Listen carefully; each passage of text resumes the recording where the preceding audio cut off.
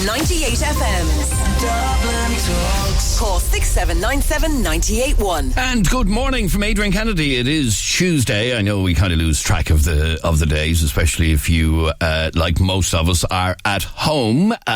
You kind of do lose track of the days. They merge into each other. But it is a Tuesday. It's the 7th of April 2020. And this is Adrian Kennedy with 98FM's Dublin Talks. Now, as always, we've a lot of stuff to get through. And by the way, if there is anything you would like us to talk about on the programme, it's very easy to get in contact with us. All you have to do is throw us over an email to dublintalks@98fm.com. dublintalks@98fm.com. Or you can send us a private message through our Facebook page at facebook.com/Adrian K and Jeremy D. And good morning as well to everybody who might be listening to us through our Facebook page. We are broadcasting live through Facebook every day. If that's a better way for you to listen to us, our stream of our show is available across our Facebook pages, the 98FM Facebook page and the Dublin Talks Facebook page, every day between 10 and 12 o'clock. Now, first off on the programme today, and we've been doing this a lot, we want you to send us a WhatsApp voice note. And here's what I want to talk about today. We've all had things around our houses that we've been putting on the long finger for months. And stuff that you might have finally got around to doing in your house. And I want you to send me a WhatsApp voice note right now to 0877 98 98 98. 0877 98 98 98. A WhatsApp voice note only, please. And it's very simple. If you've never recorded a WhatsApp voice note, it's so easy. It really is. There's a lot of people, even yesterday, somebody said to me, I don't know how to do it. It's really easy. When you open up WhatsApp, you save 98FM's number, which is 0877 98 98 98, and then you just press and hold the little record mic button down the bottom right-hand corner. You press it, you speak, and then you let go and you're finished. Simple. So I want you to send me a WhatsApp voice note right now to 0877 98 98 98. And these are the things that you've been putting on the long finger that you're finally getting done around the house. Okay? So send a WhatsApp voice note to 0877 98 98 98. It can be you, it can be the kids, it can be all of you, but it's something that you've been putting off for ages. I'll give you an example. We have a room that we call our junk room, basically, where all the shite from the house is thrown in, and we finally, over the weekend, got it cleared out. All the rubbish from the house was in this particular room, and we finally cleared it all out, and it's now an empty room. So we can actually do something with it. So that was our achievement in our house over the weekend. Our Jeremy last night achieved something that he'd been putting on the long finger for a long time, and he even went to the trouble of recording a bit of it. So it's Monday evening, 5 o'clock. Just got home from work, and I'm about to do a job that I have been putting on the long finger for the last 2 years maybe.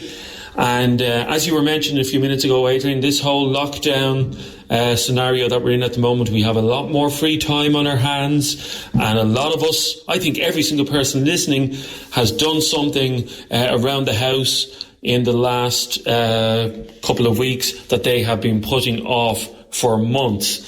And my one is, and I'm just going to get down, I have to get down on my knees first. Okay, there's a clue.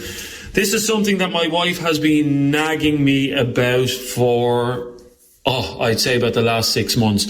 Jeremy, will you please do this? Will you please do this? So today I said, to hell with it, I'm going to get it done, because I'm never going to do this again. We're never going to have another lockdown situation again, so I'm going to do it. So, can anybody guess what I'm actually doing? I'm on my knees in the kitchen, and I'm about to do a job that I am absolutely dreading. In my hand, I have a spatula that my wife uses when she's making cakes. I have a towel on the ground, and I have a large bucket as well. I am about to defrost my freezer. I'm after opening the bottom door, and it's like there's enough ice down here to actually sink the Titanic. It's absolutely disgusting. I can't even get the bottom drawer open. There's probably food in here that's been here for the last 2 years, so they can't get open. Hang on, let me just get the spatula here and get at this. You would not believe the amount of ice that is built up in this freezer. Oh my God, that is unbelievable. The bottom drawer of the freezer is actually solid. It's locked solid. You can't get into it at all. Look at that amount of ice. We have lots of jobs that needed to be done that we're finally getting around to doing. This is going to take me... Adrian, I probably won't even be back in work tomorrow. This is going to take me so long. That is some amount of ice. I was explaining to our Jeremy that a fridge should not build up ice if you don't leave. A freezer shouldn't build up ice if you don't leave the door open too long. What builds up the ice is letting too much air into your freezer over a long period of time. So he now knows that, so it won't happen again. Anyway, all the ice is gone from his freezer. He finally defrosted his fridge after putting it off for a long, long time. I want you to send me a WhatsApp voice note right now to 0877 98 98 98. What is that job around your house that you've finally gotten around to doing after putting it off and putting it off and putting it off? I have a job I have to do. I've set a project for today, which is I have a little small box room in the house that I use as a little office. And that too has become a bit of a junk room, so my job for today is to get stuck into my little box room in the house and clear out all the rubbish out of it. So I've been putting that on the long finger for about a year. Okay, let's start playing your WhatsApp voice notes. Keep them coming in to 0877 98 98 98. Send us a very short WhatsApp voice note about that one thing that you've been putting off for ages that you have finally gotten around to. Okay? Let's have a listen to this one. Oh, this is from Karina. Hi there, tell Jeremy the next time he has to defrost his freezer, just get a hairdryer. It works so much easier than doing the way he's doing it. I do it the whole time. It actually does work. I've done it myself. It takes a little bit longer, but it does it very efficiently. You just have to be careful with the hairdryers. You don't get any water in it. But it melts it, rather than scraping it off, where you can actually do damage to the inside of your freezer. You can use a hairdryer and it melts it. It does take a little longer, but it does work. Here's a WhatsApp voice note from Martin. All right, Adrian, Martin here. There's one thing that I haven't done and I've been meaning to do for ages, and now that I have all this spare time, I finally cleaned the windows. They were absolutely filthy, but now they're spotless. You can see our reflection in them. So that's what I've been doing. Good man, Martin. And in fact, the next couple of days are the ideal couple of days to do the windows, because the weather is to be nice for the next couple of days, but we're due a little bit of rain over the weekend. So today actually is just a beautiful day if you get a chance to get out and clean your windows. I did the front windows the other day. Still have to do the back windows though. So maybe I'll do that today. And my little box room. Oh. Stacey sent me this message. So my job was to paint the bedroom. So I started my daughter's bedroom yesterday or the day before, and I like to finish it today. Then I like to do my son's room, and then I like to do my own room, and then I like to do the whole series in London. So yeah, at least I started. Well done, Stacey. And when you're finished all that, oh no, you can't come around to my gaff. Sorry about that, but yeah, well done. What is that one little job that you've been putting on the long finger for ages, and because being stuck at home, you have time in your hands, you've finally gotten stuck into? Send me a WhatsApp voice note to 0877 98 98 98. 0877 98 98 98. Karen has a job to do that we all should probably do. It doesn't involve any physical labour. It's something I actually need to do myself. I finally cleared out my attic. It's something I've been meaning to do for a long, long time. And the next tedious job on my list is sitting down at the computer and ordering all the photos on my phone to put into albums. I have thousands. Yeah, and we all do, Karen. And I have to sit down with... actually, we've a long weekend ahead. And a long weekend where we're going to be looking for things to do, really, aren't we? So that could take hours. Actually, that could while away several hours while you're stuck at home. Here's one from John. He has a message for what he describes as the long finger brigade. All the lazy men out there putting stuff on the long finger. No excuses now, lads. Get it done. Loads of time on your hands. I'll do it later. I'll do it next week. I haven't got time. Get it done. Yup. Love the show, lads. Thanks very much indeed, John. He's right, though, isn't he? We all put things on the long finger, and that long finger has now expired. If you're at home, you have no excuse for not getting those things that you've put on the long finger. Keep your WhatsApp voice notes coming in to us to 0877 98 98 98. If you haven't got that number saved in your contacts in your phone, just save it as 98FM WhatsApp, okay? In your phone, 0877 98 98 98. And then when you want to send us a WhatsApp or a voice note, it's very easy because it's saved in your contacts, okay? So save 98FM WhatsApp in your contacts. The number is 0877 98 98 98. Laura tackled the ivy in her garden. Hi Adrian, we didn't just get one thing done in our house. Well, when I say we, my husband, he did loads around the house, but the biggest thing is tackling the ivy out the back garden that we didn't realise was ivy and strangling the whole garden. So we're delighted. Very good. Actually, I have to write that down as well. Ivy. It's another job for me. Because ivy can absolutely destroy a garden if you're lucky enough to have a garden. Damien finally gave in to his nagging wife. Lads, the wife's been nagging at me for the last 2 years to do the garden, so I got it done there now. I think Jeremy's a bit whipped there, you know. Only 6 months. Yeah, I have to say, I have never been so happy to have a garden because it has kept me busy over the last couple of weeks. Every day I've been doing something in the garden. So, yeah, I'm delighted to have it. More work to do in the garden, actually. Now, keep them coming in, 0877 98 98 98. What is that thing that you've been putting on the long finger that you finally achieved over the last week or two?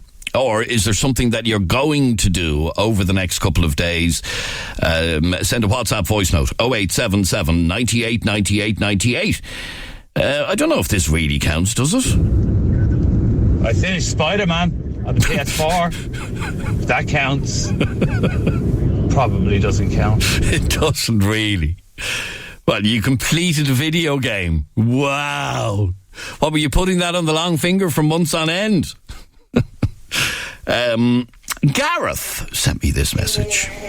Hi Adrian, I managed to put up my LED lights around my living room the other day and they look fantastic. I'm so thrilled. Is this like strip lights or what sort of LED lights, or is it just the LED bulbs you've finally gotten around to putting into your house? They're dear.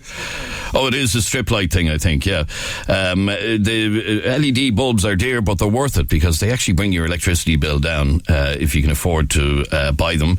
Let's play another. Oh, he sent a photograph, apparently. Which one is this now? Oh, sorry, hang on. I'll find it now in a second. Now, Diana. Adrian, I started my ma's windows, done about 30 in them. There's about 4 more to do. Oh, right. Very good. Now, he's just sent me in a photograph of the LED lights. That looks very impressive. Oh, I might rob that idea. So what he's done is he has LED lights all around the top of the roof in the sitting room, and I assume you can change the colours of them and all that. That looks very impressive. Ooh, I wonder, can I order some of them? I'm sure I can order some of them online. That actually looks really excellent. It does. Fair play to you. We'll squeeze in another couple. We're talking about things that you have been putting on the long finger for a long, long time, and you finally got around to. Ruben sent us in a photograph. Oh, lovely photograph. Ruben. Here, I'll let you in on something, Reuben. That table and chairs in your back garden is identical to ours. It's absolutely identical. It's the exact same garden furniture as ours. Very nice. Anyway, he finally got his garden done. Well done, Reuben. And yeah, I love that garden furniture. Just the same as ours.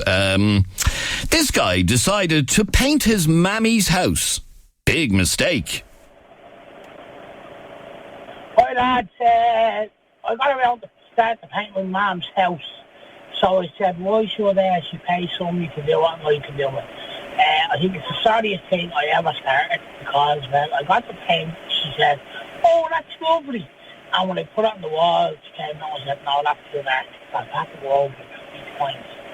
So we've got 4 rooms to do, and I'm doing it in my own time, and it's not fast enough. So I'm feeling big and killing at this stage. But, yeah, I'll get there. Thanks, lads. Good man. Thanks very much indeed. This man, apparently, should be ashamed of himself. How are you, Adrian? I finally took the Christmas lights down off the house and only meaning to do it since January. Cheers, bye. Really? You're that lazy? You took... It's after taking you until April and a national lockdown to take the Christmas lights from outside your house. Shame on you. And that's really putting something on the long finger, isn't it? Caroline sent us this. Good morning, Adrian. Caroline, did a lot of DIY in my house. So I had some of the walls in my house insulated. Just before the lockdown, I was able to buy the paint just before the lockdown. And I've completely painted the walls that were insulated. Even the big task of doing the whole stairs and the landing without a ladder, I actually taped a brush to the end of a pole and was able to reach those awkward high spaces amazingly. So I've done a fantastic job. I've probably saved myself about €1,000 in the paint job, but hey, necessity makes you do things. So yes, I've done whole stairs and landing and 3 bedrooms. I'm not available for hire, though. I'm still working from home. Thank you. Thank you very much indeed, Caroline. 1 or 2 more. This one is from Noel. I'm moving Noel in Sandymouth. I'm going to clear my wardrobes and my hot presses of all my old clothes and enjoy the show. Thank you. Bye. Good man, Noel. Fair play to you. Thank you very much indeed. And somebody else actually installed LED strip lights around the house. They really look the part. They're very impressive. I'm definitely going to rob all of these ideas. All right, thank you very much indeed for all of your messages. And like we said, there's stuff that we put on the long finger, but we have the time to get around to doing them now. So all our houses are going to be fantastic by the time this thing all ends. Soon, hopefully soon, although the government said earlier on that they will be announcing on Friday whether or not to extend the lockdown period. It's quite a possibility that it will be extended. I think we all probably expect it to be extended by another week or 2 just to get over the hump of this. Finally, one more from Audrey. Hi, Adrian.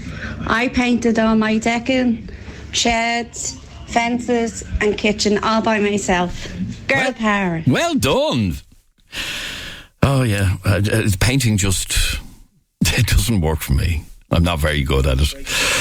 All right, after the break, a good news story following on to yesterday's conversation about face masks. Where can you get them? We'll tell you next. The sound of the city from Donamead to Drimna. Dublin Talks. 98FM's Dublin Talks. And good morning from Adrian Kennedy. We're here until midday today. Now, if you were listening to the programme yesterday, we spoke to a doctor from Cork who believes that one of the things that we should look at here in Ireland is perhaps the wearing of face masks as a way to dampen the spread of COVID-19, and he wasn't recommending wearing surgical face masks, the ones that you would find in a hospital setting, and he specifically said that because he doesn't want to see a run on them because they are badly needed in hospital settings. But he was more talking about making your own, basically, and we had various suggestions of using a pillowcase or whatever if you have any sort of sewing skills, to make your own face mask. And as I said, we spoke to two different doctors on the show yesterday who supported the idea. Now, wearing a face mask is no guarantee of anything. However, it will help prevent the spread. It doesn't guarantee to do this, by the way, but every little helps, as they say in a famous supermarket. And they believe, these two doctors that we spoke to believe that wearing face masks, even if they're made yourself, could be helpful. Now, obviously there are concerns around how you put them on and how you take them off and all of that. But it was a conversation that we had yesterday. The HSE themselves are still not giving very clear guidance on this. They haven't said that we should be wearing face masks in public places. Will they get there? Possibly, but at this moment in time, they are not recommending that we all wear face masks because, as I said, there is concern over the way in which people put them on and take them off and everything else. So that's why they haven't necessarily recommended using face masks as a way of dealing with this. However, should you choose to wear a face mask, where do you get one? Well, we're recommending that you either try to make one yourself, or you could get one from somebody like Mr. John McCormack, who's on the line here. He is the MD of Zippy's Clothing Alterations, based in Swords and in Donamead. John, welcome to 98 FM. Thank you very much. Good morning. John, obviously, not being an essential service, your business is temporarily closed, so you've turned your hand to something different. Well, we became aware of the shortage of PPE generally throughout the country. Mm-hmm. We have textile machinery on the premises, and we had a very willing staff complement that were prepared to come in and give us of their free time. Right. And do the work voluntarily. So Beaumont Hospital is our nearest hospital to Swords Pavilion and Donamead. So we're at the moment we're preparing a delivery of 1,000 face masks to be delivered within the next 2 days. That is absolutely fantastic. And obviously these made out of... They're made out of what's known as a wet spun polyester. It's like a very heavy tissue paper, but these are actually reusable. You can wash them with boiling water and chlorine. And then they're good to go again? They're good to go. They dry naturally overnight. So if you have two, you have one in the laundry and one on. And I assume there has been a great welcome for it. Well, it's been, treated positively by everybody. But, given that the recommendation may well be that everybody is to wear them, we're looking at the possibility of maybe ramping up production. Well, certainly from the feedback that we got from our listeners yesterday, a lot of people believe that this is something that we should do. We did a poll yesterday, and I think it was 66% of people were in favour of even temporarily bringing in the wearing of face masks when you're out in a public place. I know the HSE hasn't gone down that road yet. They haven't recommended the wearing of face masks. They say there's no evidence to support that the wearing of face masks is particularly helpful. I'm of the opinion that it can't do any harm. So if we're going down that road, could you, how many, because obviously we don't want a continuing shortage of PPE and face masks in particular for our frontline workers. That's the last thing we want. And I think that's one of the reasons that the HSE hasn't recommended this yet because they don't want to see a run on them. But if it were to happen, are they easy to make? Could I make one if I have any sort of sewing skills? Oh, there are various methods of making them. If you go on YouTube, you'll find a dozen within 5 minutes. Okay, and they're all pretty effective once you don't, wear them when they've been, warm for a couple of hours. It's time to, wash them and sterilise them. Yes, okay, so that's the important thing. You don't just put it on and just keep putting it on day after day after day. They do need to be washed, they do need to be cleaned. But it would be possible, if you have any sort of sewing skills at all, to make one yourself. Absolutely, yeah. Very easily. Rubber bands and folding tissue. People can be very creative, really. Absolutely, and I've seen some that have been made. So, in order to, if we start going down that road where it looks likely that we're going to be recommended to wear them in public places, even for the next couple of weeks, you would be in a position to ramp up your production. We would be, and we'd be probably in conjunction with some distributor, because our premises are closed to the public because of the social separation. Yes, of course, yeah. So you're fairly restricted in what you can do. But obviously, you said your staff are doing this for nothing. Yeah, they've come in willing to put their back to the wheel when they heard it was for the hospital. And as I say, we've a delivery of 1,000 going into Beaumont now tomorrow. Okay, so 1,000 you're delivering. That is really, really brilliant. And these are the upshot of that is that's 1,000, and if they're reused 3 or 4 times, that's 4,000.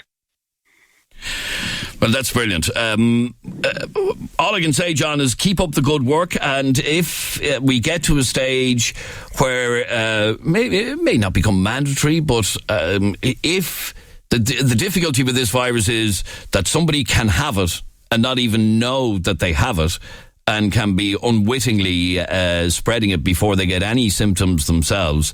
And it is for that reason that a face mask could be helpful. Absolutely. All right. Do you see a time where you will make them available for members of the public, or are you going to concentrate specifically on the hospital for... The hospital initially, but if the distributor wanted to come and join us to manufacture them, we'd certainly look at it. All right, well, very good. So the company is Zippy's Clothing Alterations in Swords and in Donamead. John and Santry. And Santry, well done. John, well done to all of you and all of your staff for doing just every little helps. I keep using that expression. It's advertising. Every little helps. It's advertising a company, but it in this particular instance, it is so true. John, well done for doing that, and congratulations to your staff, and keep up the good work.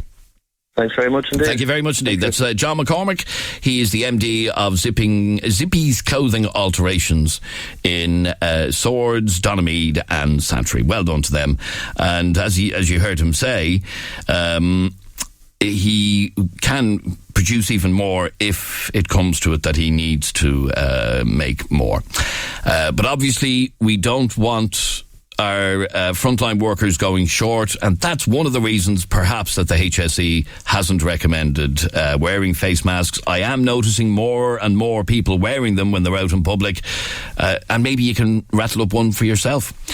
Now, next, I want to highlight something that you need to know about, because this is an awful scam. I despair, and I said this on the show yesterday, I despair when, at a time like this, we're all pulling together. Well, most of us are pulling together, and then you have a few exceptions, and it's those exceptions I'm going to be talking about in a couple of minutes. But this is a different type of exception, that somebody has the time in their hands to try and scam people out of their money. And Sinn Féin councillor Dermot Richardson posted a screenshot of a text message that he received yesterday. Dermot, welcome to 98 FM. Good morning. Firstly, Dermot, how are you getting on? How are you coping? How's this? Grand. Well, I'm helping out a friend of mine's business in Tallahere, in Mason, Killinarden.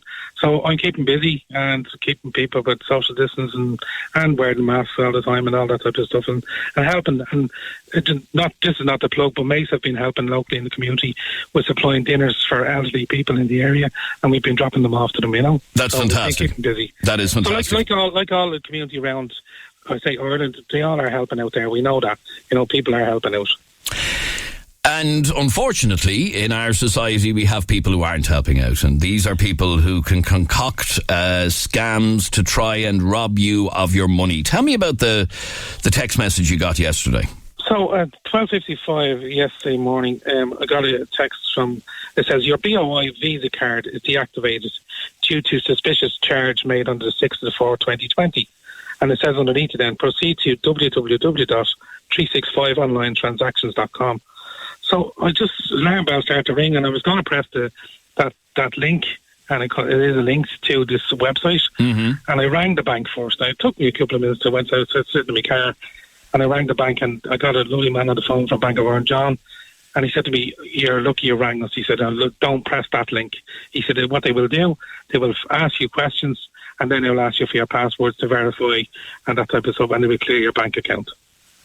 So now, it looks, to all intents and purposes, and maybe you can actually confirm this for me, did it come in a thread of text messages from Bank of Ireland? It did. Yeah, absolutely. That's very worrying. That's why I sent it to the fraud department in Bank of Ireland, which John had asked me to, and they contacted me back. So these type of scams are going on all the time. Okay, so I'm actually a Bank of Ireland customer myself, and I get text messages. Let me just see when was the last text message that I got from Bank of Ireland. But you do get messages from the bank, and it would be fairly standard. But what's different about this is this scam text came in as if it were actually from Bank of Ireland, because I'm looking at the message above it, which is one that I also got from Bank of Ireland about high demand during COVID-19 and so on. So this is particularly worrying because it's not coming in from a random number. It looks, to all intents and purposes, that it came from Bank of Ireland. It looks as if it came from Bank of Ireland. That's what they're saying. And they're looking into this at the moment, how they got into the text system of sending messages out. Now, other people have put up, we got the same from PayPal last week. I don't even have a PayPal account. But this type of fraud will convince people of logging on to that. Yes, and in fact, I've just found on my phone here the last message I got from BOI is how it comes into your phone, and the last one I got is the one above your scam one, which is the high demand during COVID-19. I didn't get that scam one that you got, but I'm looking at that. Really looks very authentic. See, the difference is, Adrian, I like to speak to people. When ringing the bank, I like to speak to them directly rather than go online. I do go online and do online banking, but I'd rather speak. That's how I copped it. I'd rather speak to the bank and saying, what's the text? And on the text, there's a messaging service on Bank of Ireland, and it says, if you received a text, please reply to the text. And I was going to reply to that because I was listening to the message while waiting on the phone to be answered. So I told them that should be taken off their system as well. Because if you hear reply to the text, you're going to log into that. Absolutely, you're going to get the scam is going to happen to you then as well. But just to warn people around the country that this scam is out there, and it's called simming, as John told me yesterday. It's on their website. When you do log in, it does there was a fraud committed, and it asks you to look in your last transaction of where this happened, where your card's been deactivated. So the bank are looking. I think they've repaired it now anyway, because I was able to log into my account and all that and see everything was okay and that, Okay, so just to reiterate, if anybody else gets this, not to open the link. And in fact, the banks tell us that they will never ask for your details in a text message. And even when you ring the bank and you're accessing your account, they'll ask for the second, the fourth, and the fifth digit or whatever out of your PIN. They'll never ask for all of the numbers and so on. Here's another one. Sorry, just the message that you got, which we need to make people aware of, is it says, Your BOI Visa card is deactivated due to a suspicious charge made on the 6th of the 4th, 2020. Please proceed to www. and it gives a website to review the charge on your card. Now, as you said, you didn't press that link. You rang the bank instead. You were right to do that. And the bank are now aware of this scam. This has nothing at all to do with Bank of Ireland. Absolutely not. But the thing about it is another thing in Adrian as well.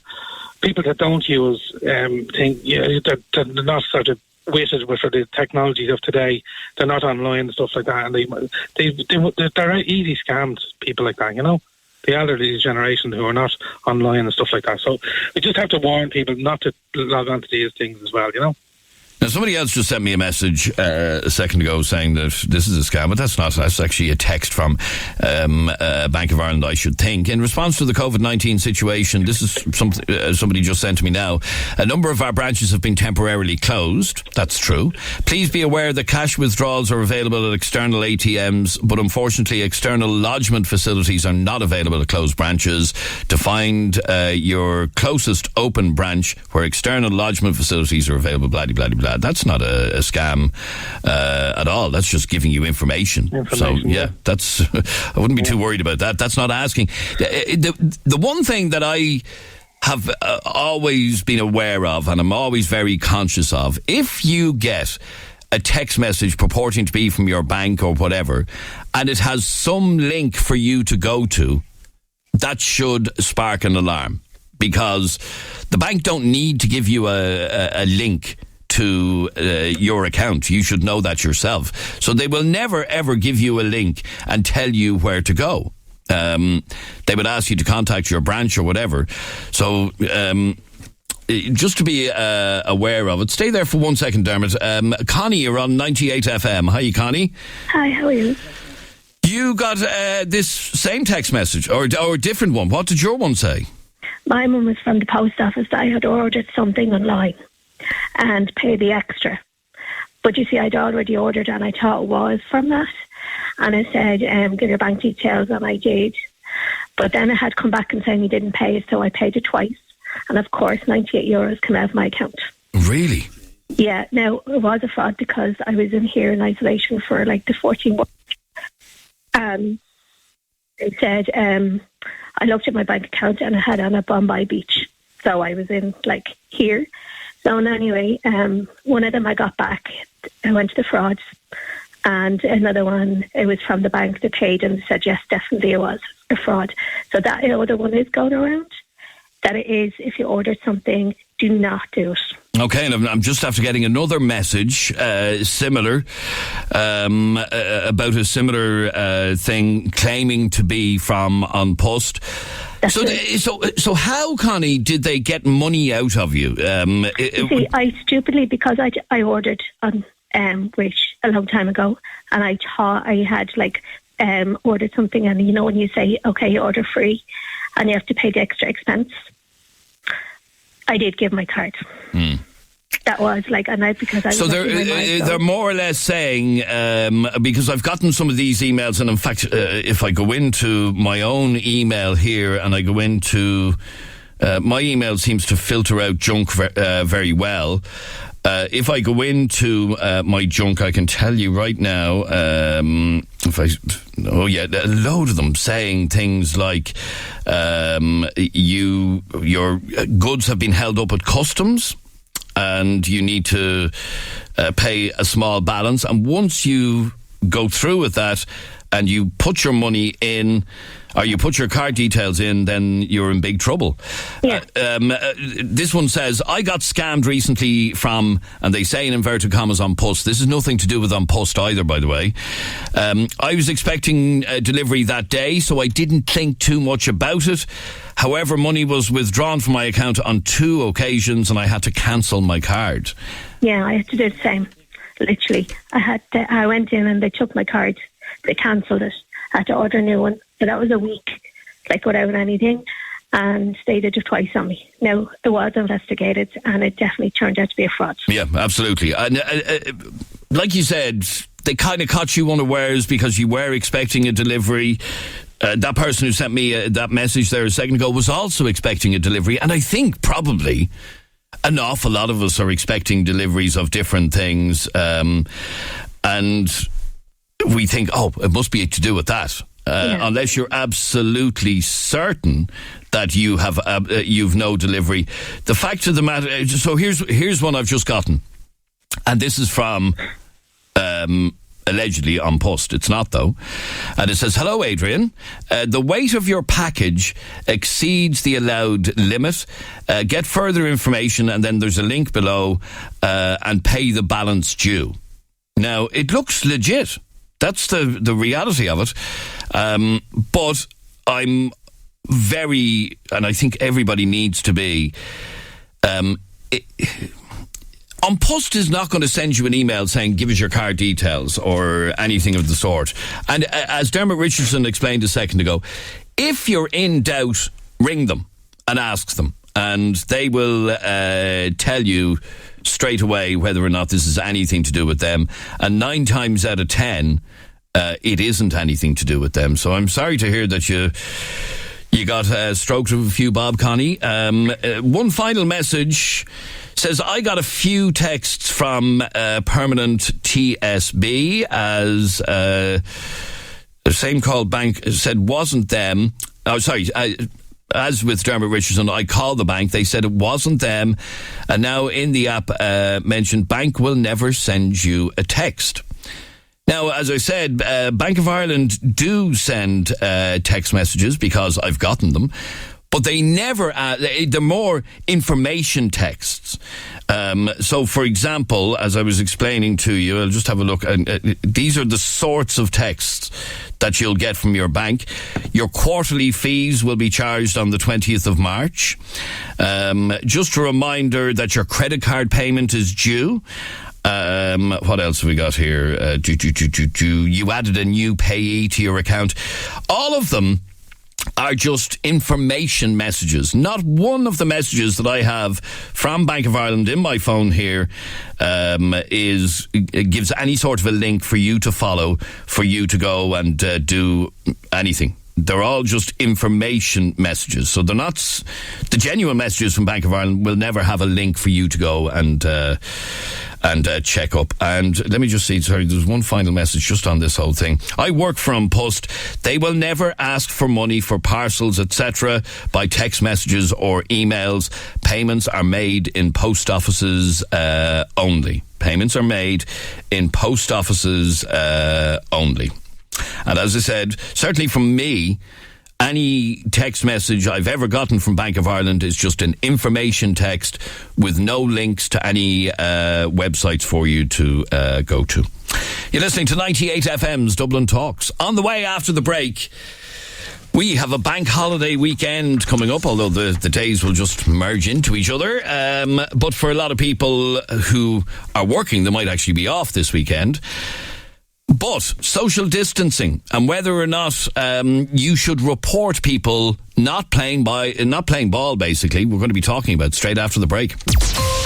The sound of the city from Perrystown to Portmarnock. Dublin Talks. 98FM's Dublin Talks. Just referring back to this scam from On Post, one of our listeners just sent me a link to an article actually written about this.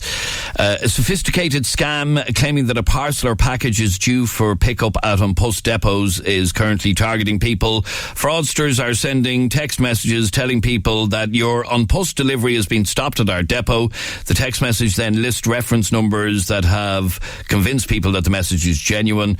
Those targeted are then asked to please resolve the issue by following a link sent on the text message. So as I said a couple of minutes ago from the message that we got from another listener, I work for On Post. They will never ask for money for parcels by text message or email. Payments made in post offices only. Okay, so there you go. Please be aware, and always be extra suspicious if you get a text message that has a link to anywhere. Just avoid it or ring the company that supposedly sent it to you.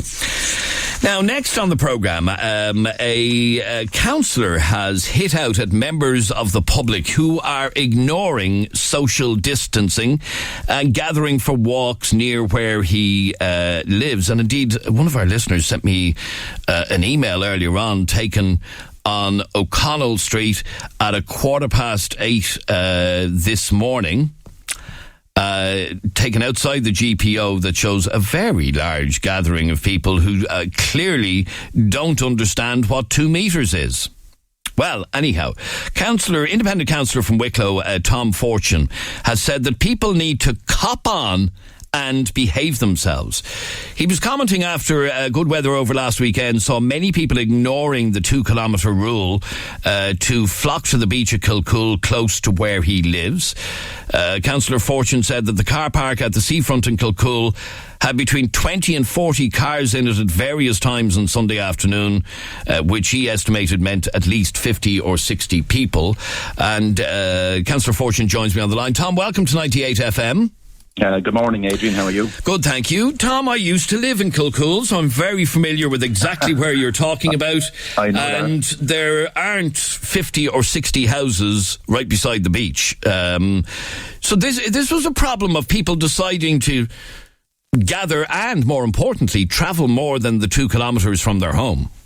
Yeah, that's the real problem, Adrian. And what caused me to I was approached by someone else to comment on it. And the background, Adrian, is I know loads of people who are very brave but are in fear of their lives from the current virus. And the problem is a lot of them have health issues that makes it even worse. So what I was saying is, on behalf of those and thousands like them, that some people, not all people, most people are doing very well, but some people are just not listening and not acting on the advice that we've been told to adhere to. So those people do really need to cop on. Now, we know the rules, and the rules are you can travel if it's essential for work. You can travel to go and buy food in a supermarket. You can travel to help an elderly relative or a child. They are the rules. That's what's been put in place. That's right. But people seem to think, or some people seem to think, that you can drive to a location and walk 2 kilometres. That isn't what the rules say. That's correct. I mean, Adrian, overall, I know this is not easy for people, but we're in a situation where this is a life and death situation. And there's been great work done by our government and our health people. And we've got to think also of all the frontline people that are doing children work in all capacities in this situation. And all we're being asked to do is to stay quiet, stay indoors for a number of weeks for this to pass. We don't seem to have the same problem, thankfully, as happened in other countries.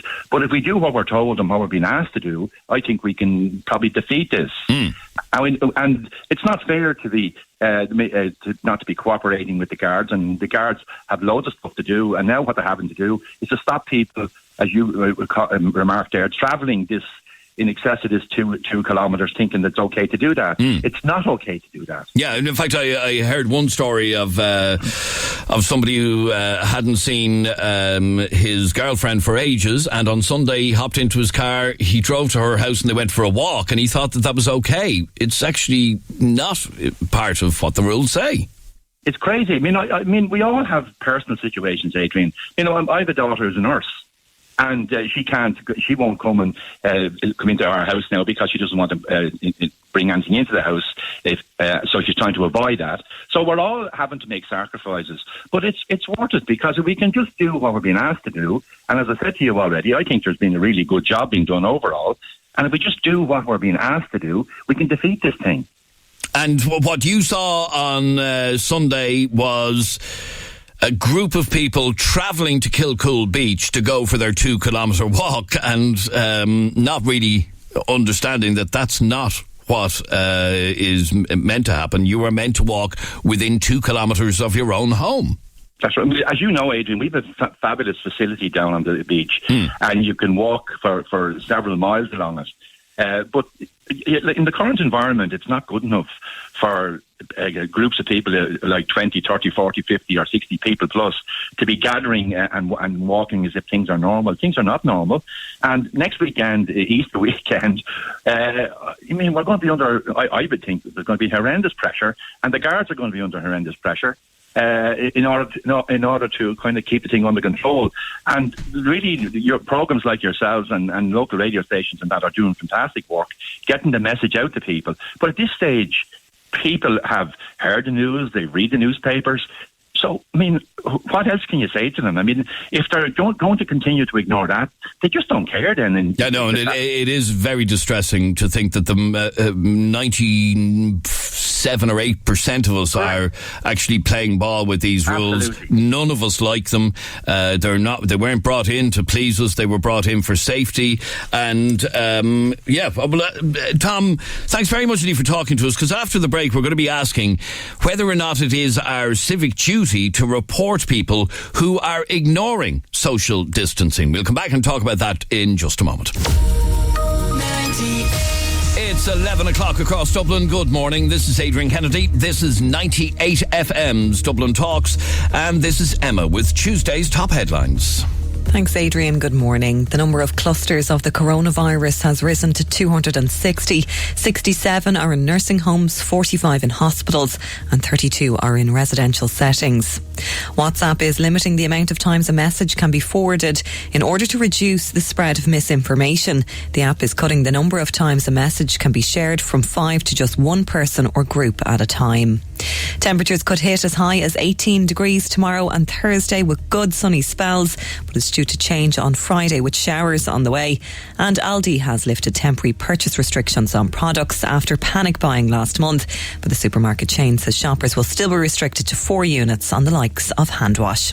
And now you're up to date on 98.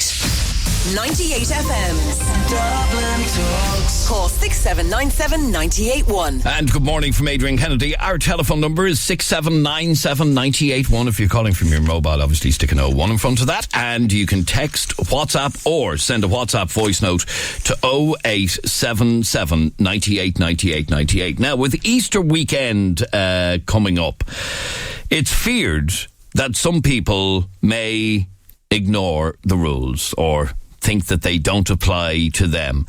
And we could have a repeat of what we saw in Kilcool on Sunday all over the place this weekend. Although I'm kind of happy to hear that the weather mightn't be great over the weekend. It's going to be lovely today, tomorrow and the next day. But here's the question that I want to ask you. Is it our civic duty to report people who are ignoring social distancing guidelines? People who are just giving the two fingers. Would you be prepared to report incidents to the Gardaí? Have you already done it?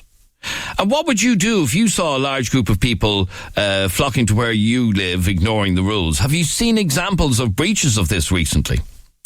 In New Zealand, the police had to set up a dedicated report line. Such was the volume of calls.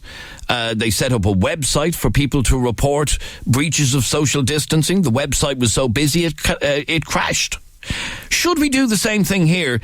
And would you or have you reported to the Gardaí if anybody has been breaching the social distance guidelines? Lucy, you're on 98FM. How are you, Lucy? Good morning, how are you? Lucy, you're a frontline worker who was just out jogging and was approached by a man. What happened next? I was running by this gentleman this morning and keeping social distance, I went actually into the middle of the road and he put his hand and he said, "You shouldn't be out jogging," he said. And I said, "Why not?" He said, "Because you're sweating." And what? Yeah, because I was sweating. I thought that was the whole idea, isn't it? And I was still social, my distance was more than adequate away from him. Yeah. And I'm assuming you were jogging within 2 kilometres of your house? Yes, yeah. Very good. Less than 2 kilometres. Less than 2 kilometres, very good. So you're playing by the rules. And this guy thought he'd tell you shouldn't be out running because you're sweating. Yeah. How bizarre. I don't, yeah. He's probably like, I can understand how people's tensions are high at the moment, and he probably feels maybe that I can transmit the virus to him through my sweat, and I can understand that. But I mean, I was out minding my own business, so why can't he mind his? Yeah, well, it is absolutely none of his business. And or maybe somebody who just doesn't understand the symptoms of COVID-19. It doesn't include breaking a sweat while you're jogging. No. That's part of the reason people actually go jogging, is to break a sweat. Right. And what is your opinion on people who aren't playing by the rules, who think they've a God-given right to go wherever they feel fit? Well, I think the majority of people are really sticking by the rules. And those that don't do it, it's probably just ignorance, really. I think they don't realise that they can actually catch the virus. I think they realise maybe that they're immune to it. I don't know. But I just feel that a lot of it's ignorance on their behalf, to be honest with you. Like, they just don't see the enormity of it. We had an example was sent in to us earlier on today of this is a photograph that was taken at 8:15 this morning outside the GPO on O'Connell Street. I'm not sure what these people are queuing up for at 8:15 in the morning, but it's a long queue and there is absolutely no social distancing between the people, none whatsoever. I'm surprised the guards, maybe they did come along, but these are people who just aren't getting it. I was in a supermarket the other day. I think I might have mentioned this to you yesterday. And in the supermarket, when it came to the checkout, one woman came extremely close to another woman, and the first woman lost her reason and screamed bloody blue murder at her, asking her, "Do you not understand what 2 meters is?" And she really lost the plot with her. And that's how touchy we've become. But my question to you today is it our civic duty to report people who are ignoring social distancing? So, for example, the guy who sent me that message earlier on, the photograph earlier on, O'Connell Street, this morning, a large queue, don't know what they're queuing for, but they're certainly not socially distanced at all. It's just like an average everyday queue. Should he have a civic duty to either look out for a guard and say, here, you'd want to sort that out, or ring the guards? Or maybe you're totally against the idea of snitching, which I suppose is what it is. Call me right now on 6797 981. You can text, you can WhatsApp, you can send a WhatsApp voice note to 0877 98 98 98. Let's just play this WhatsApp voice note that's just come in from Eamon. Here we go. Hi, Adrian. It's Eamon here. Listen, I just want to say that myself and my mate, what we're planning to do is if we see any groups of people or any family groups getting out of a car to go for a scenic walk, we are going to take a photograph of their reg and send it to the police. That'll stop them. Thanks. All right, Eamon. So take a photograph of the reg and get on to the guards. Is that what we all should be doing? Should we be pointing the finger or calling the guards on people who are ignoring social distancing and who also aren't playing by the rules? So somebody sent me a photograph from Rush Beach car park yesterday, and there's a number of cars parked just at the entrance to the car park, which is closed, by the way. But these cars still decided to drive to Rush Beach and go for a stroll or whatever. And unless they live within 2 kilometres, firstly, they shouldn't be driving there, because you're only allowed to drive if you're an essential worker or if you're helping an elderly relative or whatever. Other than that, you're not meant to be out driving and parking at car parks and going for walks. And this is the bit that people don't seem to be getting. Jay sent me this message. Hey, Adrian, the reason for the 2 kilometre rule is that if someone within a 2 kilometre radius was tested positive for COVID-19, it's easier to trace the people that they would have had contact with. Is that the reason? I'm not sure that that's right. Maybe so. You see, the 2 kilometre thing is, Jay, we had to, or the health authorities obviously believe that we shouldn't be going outside our front doors. But they accept that people need to get exercise. Otherwise, you'd absolutely crack up. So they allowed you to go for a walk within 2 kilometres of your house. I don't know if it's anything to do with contract tracing. Maybe it is. I could be wrong. Larry, you're against the idea of, I don't like using the word, but I'll use it anyway, on snitching on people. Yes, I... Good, thanks, Larry. Very hard to hear you there. It sounds like you're in Outer Mongolia. Hey, can you hear me now? Yeah, that's a bit better. Yeah, go on. What did you want to say? Right. Yeah, I think that the people are going through enough without worrying about neighbours reporting them to the Gardaí and stuff. When this is all over, what will we be left with, you know? And look, I kind of agree, but I just got sent a photograph. This was posted by the Gardaí. This is a true story. It's posted by the Gardaí in the Cork, Kerry and Limerick region earlier on, yeah? Right. And here's what it says. This car was stopped at this checkpoint in Fermoy. The 4 occupants who had travelled from County Meath for a spin and a visit. Please remember the 2 kilometre radius and only essential travel. So these are people who decided, sure, I'll take me chances and I'll just head on my way. I'll go for a drive or whatever.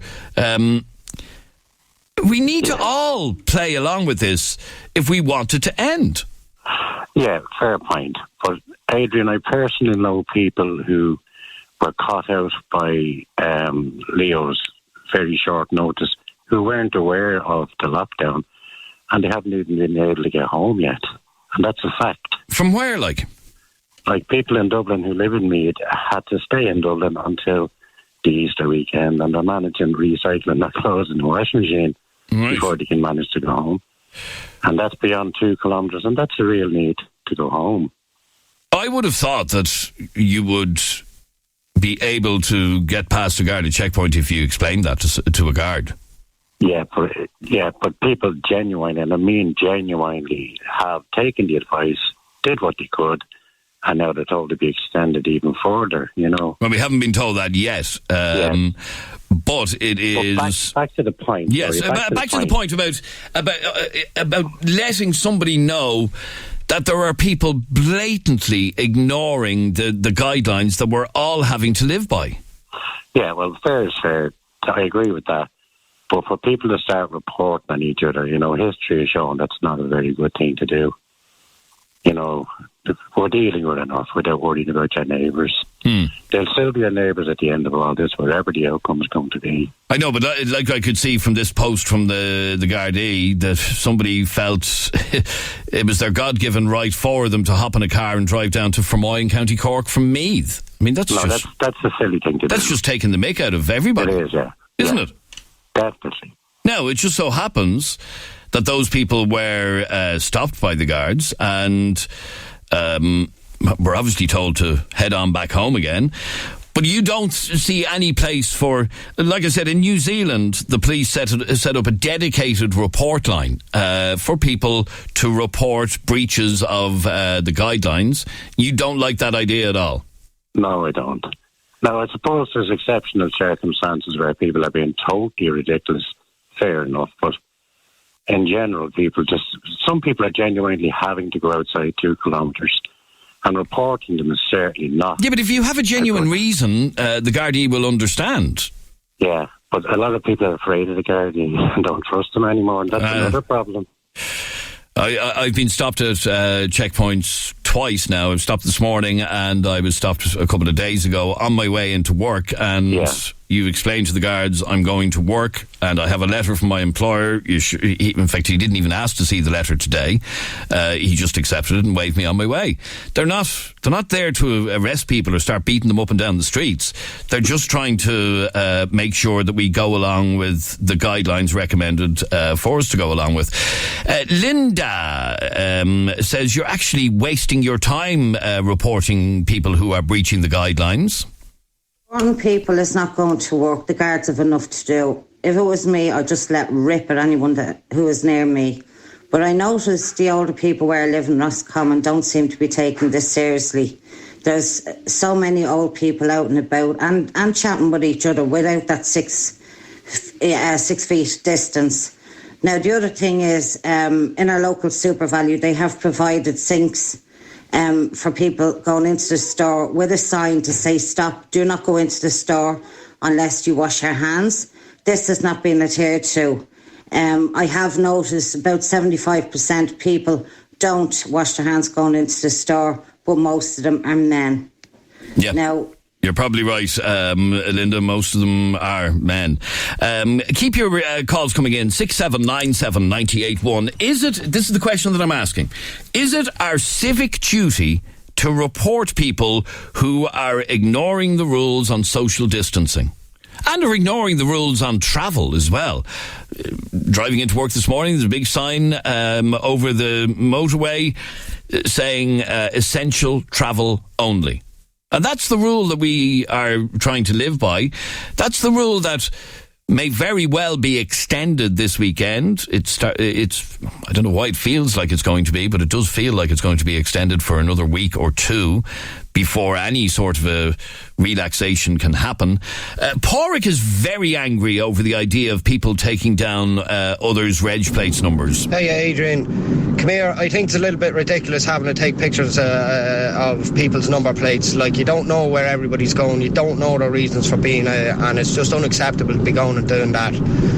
If you do see people in clusters, yeah, by all means ring the guards. But at the end of the day, taking number plates, wrong. Wrong. Okay, Pádraig. Paul, you are a far and fwished, is that right? Yeah. Good man. And you've seen, so you're out and about a lot, delivering our stuff that we need. Paul, what have you seen? A lot of rule breaking. Yeah, well, I was coming home from work on Friday, and I come across a Garda checkpoint, and I was in my own car, and had my uniform on, and I had letters with, like you have, but in front of me was about 5 cars, and behind me was about 50. And there was a sergeant there, and he was giving everyone in front of me a right rollicking through the window. You know, standing at his distance, saying, more or less, what are you doing out on the road? You shouldn't be out. You know, and I think that the guards should have the powers that the UK police have. Fines on the spot. I know it's something that the Taoiseach did mention, was perhaps yesterday or the day before, where he said we don't need new laws because most people are playing by the rules. That's more or less what the Taoiseach said. I know, but see, to stop this spread, like, I'll tell you, I like going out having a few pints. I haven't been out of the house in 3 weeks. Yeah. Not out the front door. Don't even go for a walk because I'm out in the air all day, blah, blah, blah. But if the guards had the power to fine people on the spot, they would stop coming out. Okay, yes. So what, €100 fine, a €200 fine? Well, it's €100 fine. And children, if they're out, right, in groups, which I seen yesterday actually, in groups in a green, sitting on the bench, 4 or 5 of them sitting on the bench, about 100 metres from a Garda station, right? The guards should be able to go out, pick their names, go to the parents and fine the parents. That would keep them in the house. You see, I think there's a bit of a disconnect here. I saw a video was sent to me, in fact it was on social media last night, and it was filmed of the boardwalk along the quays in the city, taken from an apartment overlooking the River Liffey, and it shows a group of what are clearly drug addicts or alcoholics or whatever, gathered in a group of about 6 or 7, and 2 Gardaí just walked right past them. Did nothing. Didn't even engage with them, which seems. No, but these. But by comparison, sorry, Paul. By comparison, you're saying that the Garda at the checkpoint that you went through was giving a right rollicking to people who were breaking the rules. Yeah, and these people that were sitting on the summer seat, they are they weren't. Now they're in their early teens. If they're 11 or 12. All sitting around their park bench. You know, but if the guards would have seen it, over names, addresses, down to the house, there you are, there's €100 fine. That would keep them. And if they keep fining people won't come out. This is the only way to stop this thing. Okay, so you would like to see fines immediately brought in that could be given by the Gardaí if somebody goes through a checkpoint and they've no valid reason for being out on the road, then they should be fined on the spot. Yeah. where somebody like you, you're going and to yourself. work, and myself, I'm going to work. I have a letter from my employer to validate my reason for travelling and all of that. But people who don't have a valid reason should be fined on the spot. On the spot. Well, stay there for 1 second. Deirdre, you're on 98 FM. Hiya, Deirdre. Hi, hiya.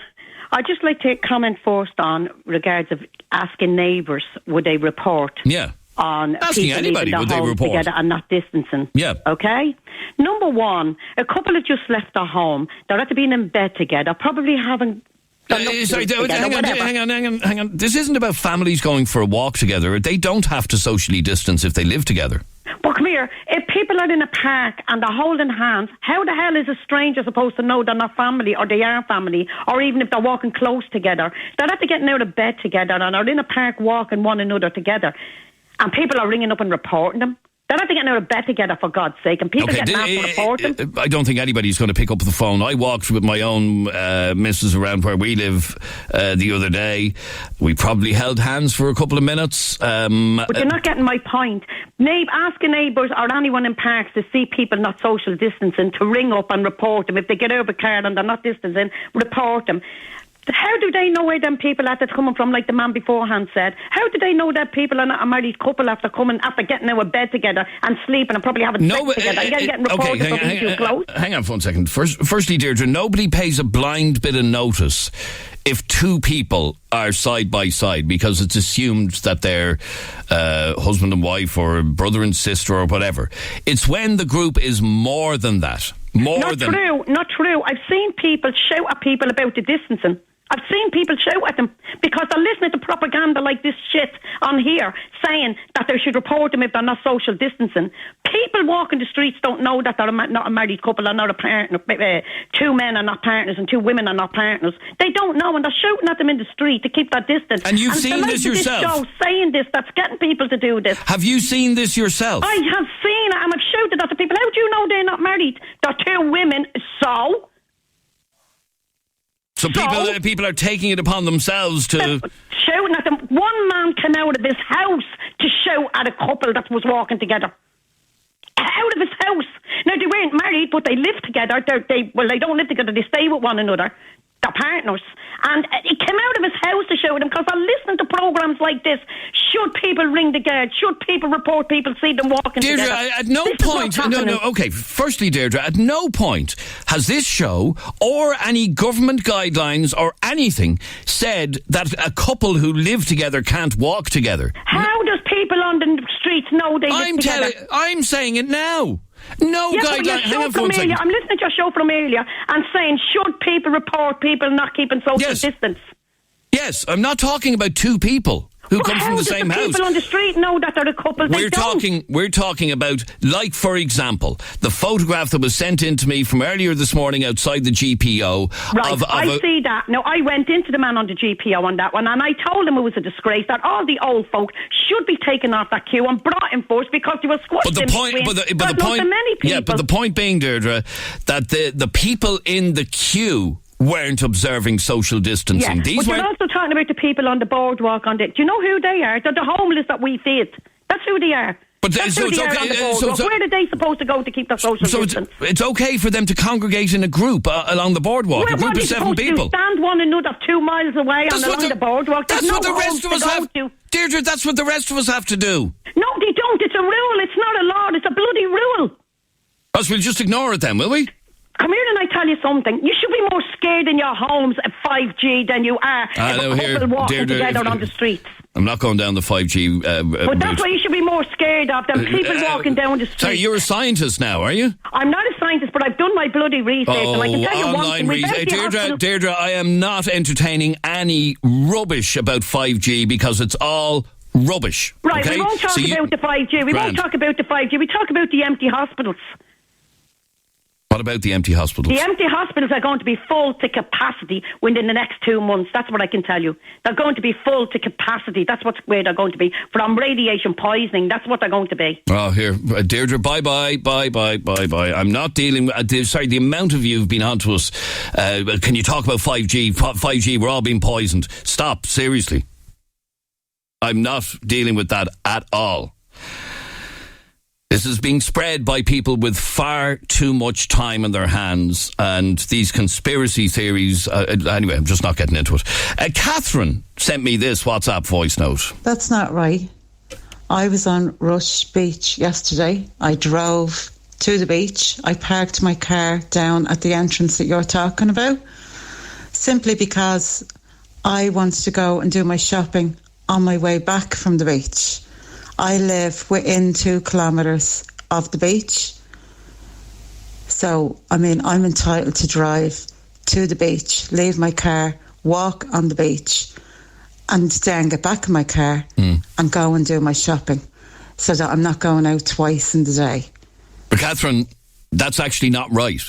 You are not allowed to drive the 2 kilometres to go for your walk. The walk is meant to be within 2 kilometres of your house. That's the point. Sure, if that was the case, I could just hop into my car and drive down to a lovely park, which is about 2 kilometres away from me, and walk there. We're going to take a quick break. There's lots of calls coming in on this. 6797 981 is our number. Is it our civic duty to report people who are ignoring social distancing? The sound of the city, from Saggart to Sutton. Dublin Talks. 98FM's Dublin Talks. And this is Adrian Kennedy with you until midday today. We're in the middle of a conversation ahead of a bank holiday weekend, which, by the way, the weather's not going to be amazingly brilliant over the weekend. It's going to be lovely between now and then. Mind you, it probably doesn't matter to most of us that it's even a bank holiday weekend. If you're somebody who's out of work at the minute, makes no difference because the days just merge into each other. But anyway, Catherine is back on to respond to me. No, you're not getting what I mean, I live from where the car park is about half a kilometre, maybe 3/4 of a kilometre from my house. Okay, Catherine. Patricia, you're on 98FM. Hi, Patricia. Hiya. You believe that it is our civic duty to report examples of people ignoring social distancing? Well, where I am in Kilcross and Sandyford, I wouldn't snitch on anyone, really. But? What? So are you there? Yeah. You wouldn't snitch on anybody? No, because I just moved here, really. Okay. Yeah, and I wouldn't, when I get to know people, I still wouldn't really snitch. Really. All right, Patricia, thank you. Ben, you're on 98FM. Hiya, Ben. Hey, how's it going? Good, Ben. What did you want to say? Yeah, look, I wouldn't be the first one to call the guards on anybody for doing, the smallest things, but what I've just seen recently is gangs of teenagers that obviously their parents are letting them out. Now, are you talking since the lockdown? Since the lockdown, yeah, obviously, yeah. More actually, I never really had an issue before the lockdown. I'd never see them, but since the lockdown, they all just seem to be congregating in areas where, for instance, where it'd be a pedestrian lane, 4 or 5 of them hanging around there smoking joints, passing around a joint, which is even more fucking ridiculous at this stage, and they're blocking up the path for everybody else. So you can't even keep social distance and walking past them. And it's just getting ridiculous. And the parents know about this. The parents are obviously letting them out. They're coming out with bags full of cans and whatnot. They're all 16, 15, whatever age. So they're still responsible, or their parents are still responsible for them. Mm-hmm. And there's no excuse for it in this day. There really is. And, people can say, oh, well, it might be frontline workers and stuff like that. You still should be able to teach your kids that you stay indoors when it's in lockdown. And a lot of them just don't seem to give a shite. They're just quite happy to let them out, get out of their hair, not their problem. Beyond a joke now at this stage. In fact, somebody just sent me a message. This guy, Ashley, listens to us in Anglesey in Wales, and he says, after listening to this feature, I've come to realise people are thick. Up until now, I used to think, why are the government still putting up adverts? We all know already. But now, clearly, it's not sinking in with a lot of thick people. And that's the fact of it. Yeah, COVID has given us all respiratory problems and stupidity, apparently, by the looks of it. I think the only way to go after it would be having this, this line where we could report them, get the guards down, grab them, and go after the parents. cut their dole in half, whatever it may be. A lot of people believe that, we shouldn't be reporting. We've enough problems as it is without going down the road of squealing on people for not observing social distancing. But one of the reasons that a lot of people think we do need to do this is every single one of us wants this lockdown to end, and we want it to end soon. We don't want it to last until July or August or September. We want it to end in the next couple of weeks. And the only way that's going to happen is if we all play ball. Stop this shit. And, yeah. It's not about snitching on, you see people holding hands like some other person was saying, you don't know if they're married. That's just pathetic. We're not talking about that. We're talking about gangs of people, groups of people that are actually causing a problem. It's not about just snitching on your neighbours. I agree. And nobody has any right to be shouting at a couple who might be walking along the road. Like we said, I live with my wife. We are in the same bed together every night, so it wouldn't be unusual for us to walk within 2 meters of each other. That it doesn't apply to people who live together, and you're asked to only go walking with members of your own household. So that's all fine. And it doesn't say you have to keep 2 meters apart from your wife when you're out for a walk. We're talking about groups of more than 2 or 3 people. We're talking about groups of 5, 6, 7 and more. Exactly. That's the problem. It's people getting close together, living in the same household, fine. But it's just the gangs of people hanging around. That's where we should be able to report them. That's where we should actually, the guards should have the powers then just go in and with all their names and get them all in the rest of their trouble and whatnot. But yeah. So you would like to see some sort of a dedicated report line set up that you could probably do it anonymously as well. And you ring and you say on such and such a street, there are 10 teenagers just gathered, and the guards can just come along and move them on. Yeah, exactly. Yeah, take their names and whatever else if they can, but at least move them on. At least if they start doing that, at least the gangs will start realising, right, well, let's maybe fuck off into a field where... Right. Mind the language there, Ben. Come on. Let's maybe go off into somewhere like a field where they're not going to be in front of everybody, risking everyone else. Risk themselves if they want, but leave the rest of us alone. All right, Ben, thanks very much indeed. Benny sent me this message. How are you, Adrian? Yeah, 2 cars got towed away in Enniskerry at the end of the Knox in the Woods. So yeah, just people are listening. Okay. Tomas is from Poland, and he reckons that fines are the only way to go, and that is actually working in Poland. Hi, Adrian, it's Tomas there. Only way to stop people go out and break the rules is fine the people. This is what happened in Poland. If you get stopped and you have no reason to be outside, that's 1,250 euro fine, so far I know. Okay, now, like I said, the Taoiseach did say that because most of us are going along with the regulations that have been put in place, they don't need to bring in any extra laws in order to enforce this, because most of us are doing it anyhow. Chris, final call on this. You're on 98 FM. Hi, Chris. Hi, man. Now, what did you want to say? Holy God, man. I mean, where did this come from? Like a thief in the night. Like in the twinkling of an eye, this thing is after coming up on us. And we don't know where we are, And it's very frightening, Of course it is. The Taoiseach there and the likes of him. But the thing I'd consider was that, human nature is always the same. And in a crisis like this, particularly when it is a threat to life itself, and it really is, look at Boris Johnson, merciful heaven, the Prime Minister of Britain is, he's in a critical state. So it affects everyone. Now, I think it was a mistake at the start of it, to kind of say, well, actually, it's, the older people over 65 or 70, people with underlying health problems, are really in danger. So it gave younger people kind of an idea that they were okay. Somehow immune from this, which they're not, by the way. They're not. And the mean age is 46 in the United States, so it's everybody, and it's even healthy people. But as regards your question there, I think it could be quite, find an enemy for, the beggars, teenagers, alcoholics, people in problem marriages, all that stuff. That's easy policing, that's easy politics, and that's an easy way to deal with it. So it's okay, but how do we deal, Chris, with the very small minority of people, and it is a very small minority, because most people, much and all as none of us like this. None of us like what's going on.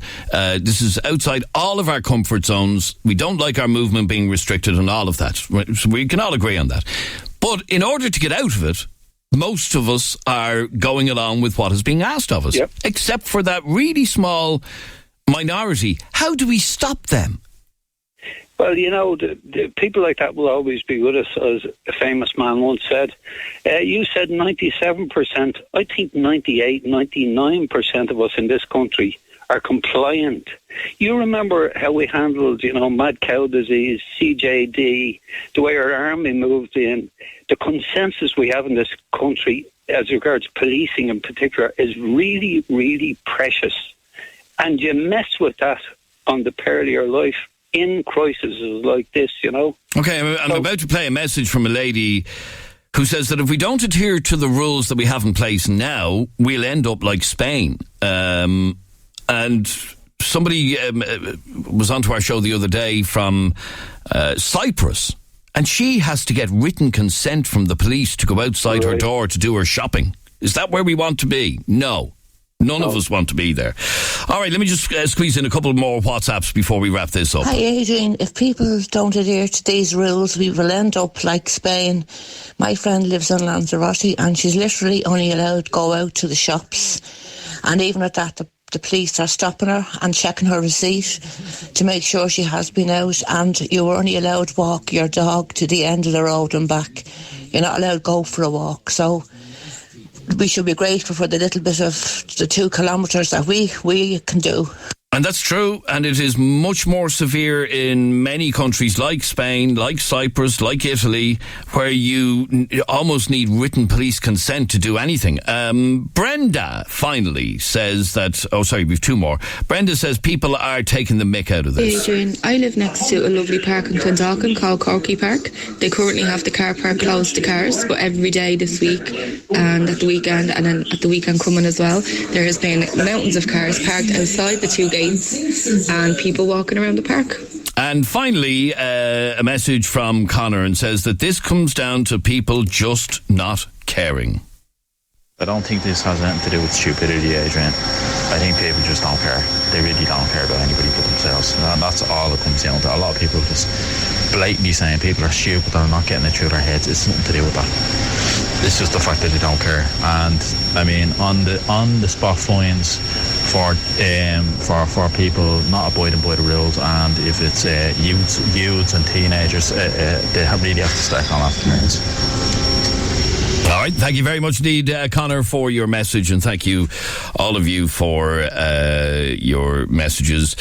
As we said, the more we all abide by this, the quicker we can get out of this. Simple as. This is 98FM's Dublin Talks. Now, social distancing is causing all sorts of problems, and after the break, I have a terribly sad story of how social distancing and rules that are in place in various places all over the country can be very, very difficult for people to deal with. I'll explain what that's about just after the break.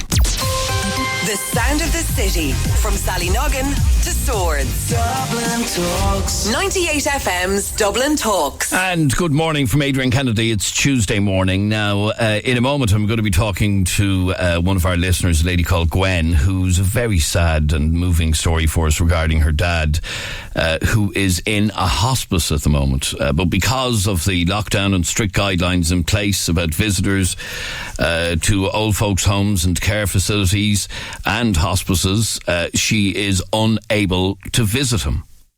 And I want to find out if you're in a similar situation to Gwen. If you have a family member who is in a home or care facility and you're unable to visit them, perhaps some people think they should relax the restrictions, especially for people who maybe at the end of their lives.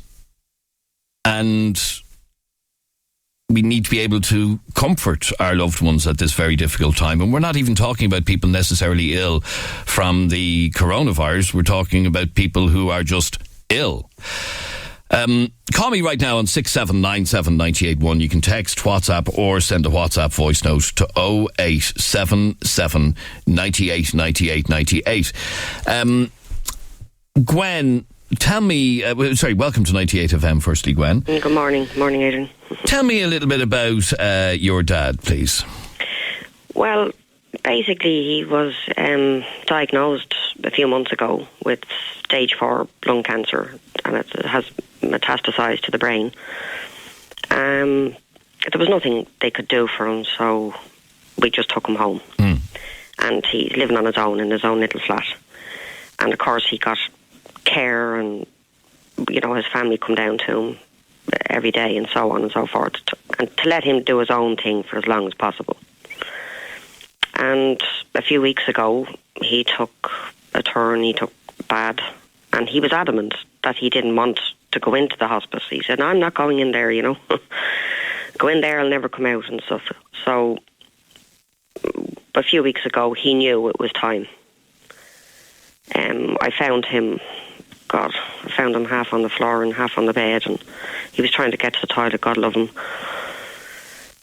And anyway, I phoned the doctors and the nurses and so on and so forth, so we got him in to the hospice the following day, because my sister had stayed over that night to watch him.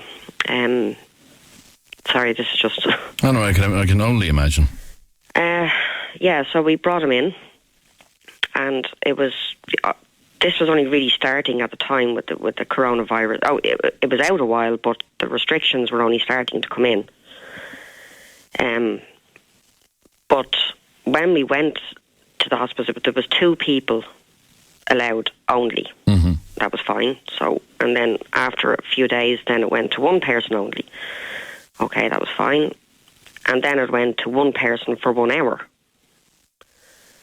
So I started to get really annoyed at this now at this stage, and I had phoned the hospice manager and stuff, and I spoke, and they're very, very nice people. It's not their fault. But I had spoken to them, and they just said, okay, well then we'll up it an extra hour for you. They tried to help, so I could go and then... So, sorry, their policy in this hospice is essentially no visitors, or a very limited amount of visiting? Which is no visiting now. This was a week ago. Right. Okay. Up to a week ago, where I could go for an hour a day. But the following day, I got a phone call to say that there's no visitors at all allowed, and that was a week ago. So it's been a week since I've seen my dad. I've spoken to him on the phone, but he's losing the will to live because he can't, because of his illness and stuff. He's also blind. So he's sitting in the hospice on his own, blind, dying, and no family around him. God, that is awful. And it's killing me, it's killing my family. The hospice, they did try to accommodate us initially, but obviously with the HSE and the rules and so on, they don't want their health workers to get sick, because we could bring it in. But I don't get why we can't, under the circumstances, why we wouldn't be supplied with proper PPE gear. To enable you us to visit go in and see my dad. To visit your dad, who is terminally ill. Yeah. And not terminally ill from COVID-19 either. No. Just terminally ill. Now, when you were allowed the 1 hour visit by one visitor a day, was there any PPE there, or no. You were just visiting? Just visiting. There was no PPE. There was just wash your hands and disinfect your hands with disinfectant. That was it. Because I wasn't wearing any PPE. They weren't wearing any PPE. They just kept saying, keep it a metre apart, and then it went up to 2 metres. And have they explained to you, because this is a very different situation to a nursing home, for example, in that you can have people resident in a nursing home who are perfectly well, but in a hospice situation, and particularly with your dad is tragically terminally ill anyhow. Yeah. So I'm not saying that you couldn't, the virus isn't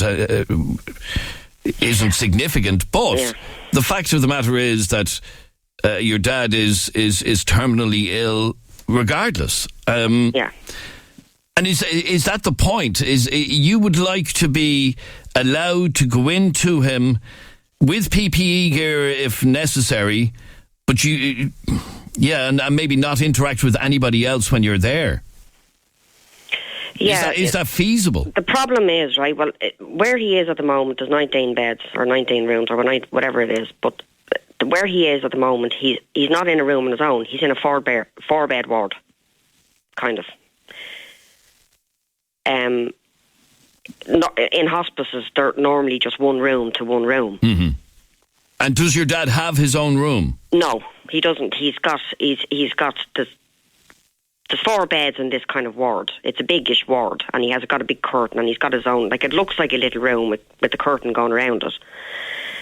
He was brought in there 3 weeks ago yesterday. Now, I don't know whether you go into the room when you have 24 to 48 hours left. I don't know whether it's... Yes, I would have thought... Yeah. That at a time when they're dealing with end-of-life care, that they would move him to a separate room altogether. Yeah, but right now he's in the 4-bed ward with 3 other men, and who are also extremely unwell. So they're saying to me that I have to... They have to consider their patients. Yes, of course. That there are people here. They keep reiterating they're not a hospital. They're a hospice. Correct. Because I keep asking them certain questions. And so they're just there to keep my dad comfortable as possible. Now, they're obviously there trying to protect their staff from getting this, from outside people coming in. I really don't think it's to protect my dad from dying, because he's dying anyway. And that's the point that I was kind of skirting around, that he's dying anyhow. This virus will... I don't know, maybe it would speed up his passing. It would definitely speed it up, absolutely. But I know, there's probably somebody that'll be there for 6 months. Looking at my dad lately, I'd say he's got a couple of weeks left. But the point being that this last couple of weeks is being made all the more difficult by having to be on his own. Yes. And he said to me, he basically said when this was put into place, that he prayed to God for God to take him. Because he can't stand to be on his own. Yeah. Because with everything, on top of not being able to be with his family now, it was heartbreaking to hear that. So the only indication that you have been given with regard to seeing your dad is that when they are anticipating his last 24 or 48 hours, that maybe you could visit then? Maybe. They said that was last week when I asked them. They said there's new restrictions every day. And so that's a possibility? Yeah, there's no plan in place at all for when he dies. None? None.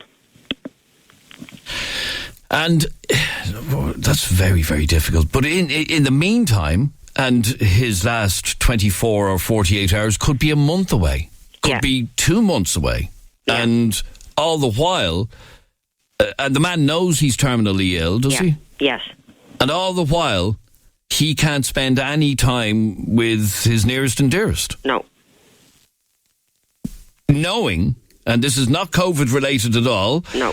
Knowing that he is going to pass away at some point, obviously anybody in that situation would like to be able to spend time with their nearest and dearest, and that's just not possible. No. Is it possible for him to, this is just me thinking outside the box here for a second, is it possible for him to be provided with palliative care at home? I said that to Dad. Where he lives is a little one-bedroom flat. That's not even a one-bedroom flat. It's a little granny flat that the council built years ago. Right. And his living room is in a sitting room. Or his bedroom is in a sitting room. So you couldn't swing a cat in it, right? He said to me on the phone the other day, I said, Dad, I'd take you home to your flat and I'll stay there. Now, I'm not well myself. I also have cancer. So my brothers live away. There's only myself and my sister. And what did he say to that? He basically said, no, pet, I wouldn't put that on you. So God, that's very, very difficult. And what about taking him to where you live? Well, where I live it's not feasible for him to be there. So he won't put it on you to bring him home to his flat. Yeah. And but at the same time, he absolutely hates where he is and not being able to see anybody. He doesn't mind where he is. He knows. It's just not seeing anybody. The fact that where he is and what he is. He's just, you know, he's an amazing man, really. You know, you talk to him and he tries to build your spirits up and stuff. I'm okay and I'm looked after, and these are very nice nurses, and you know, and but I know it's the big but of not being able to spend time with his nearest and dearest. Yeah. What would you like to see being done here, Gwen? Because on the one side, I'm sure you fully understand why they have to restrict access from the general public coming into the building and potentially spreading this virus to people who are very ill and very vulnerable. Yeah. No, I intellectually understand it. On the practical level, I get it. But on the mental, emotional level, I just can't deal with it. I find it very, very difficult to deal with. All my family do, and you know, obviously the boys that are in England and stuff, you know, they're not here anyway. So, you know, they only get to speak to him on the phone. But I was ringing my brothers in England on Messenger, and they were able to see my dad and say hello to him that way. And I'd go up and I'd feed him his dinner because he can't feed himself. Sorry, I even forget where my train was. Okay, let me play a WhatsApp note that's just come in from Joanne. Adrian, I haven't seen my mum in 4 weeks' time. She's in a nursing home after an operation, but hopefully now she's coming home now tomorrow. Fingers crossed she comes home tomorrow. I'm so torn with this whole conversation because, and you are as well, Gwen, by the sounds of it, that you understand the reason for these regulations being in place, but that doesn't help for the fact that your father is dying and you're not getting to spend valuable time with him for his last days or weeks or however long that is. But there's been no indication from obviously the hospice are just doing what they're being told to do. But there's no indication that with the use of PPE or something like that you might be allowed to visit? No, there was no mention of it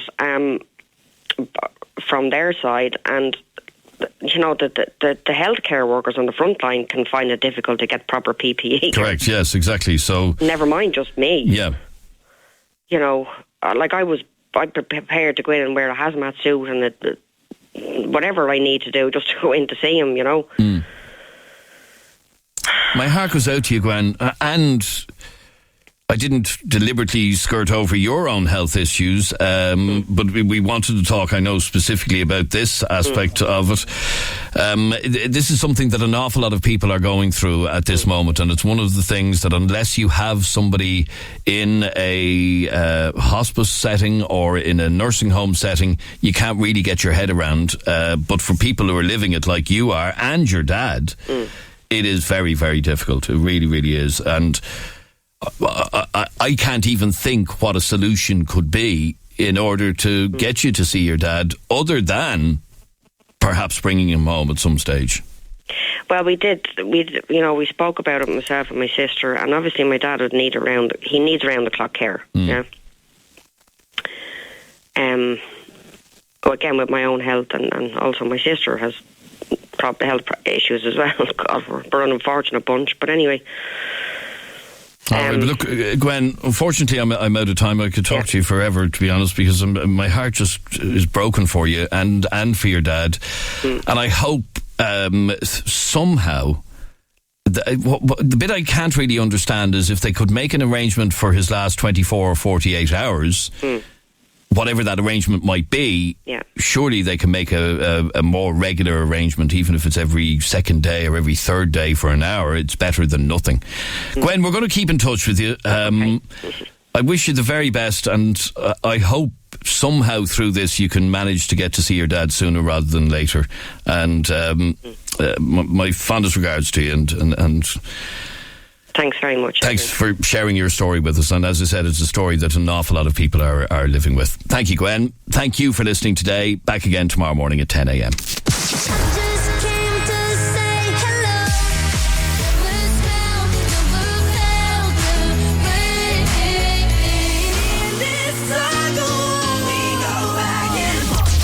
The sound of the city, from Stoneybatter to Stepaside. Dublin Talks. 98 FM's Dublin Talks.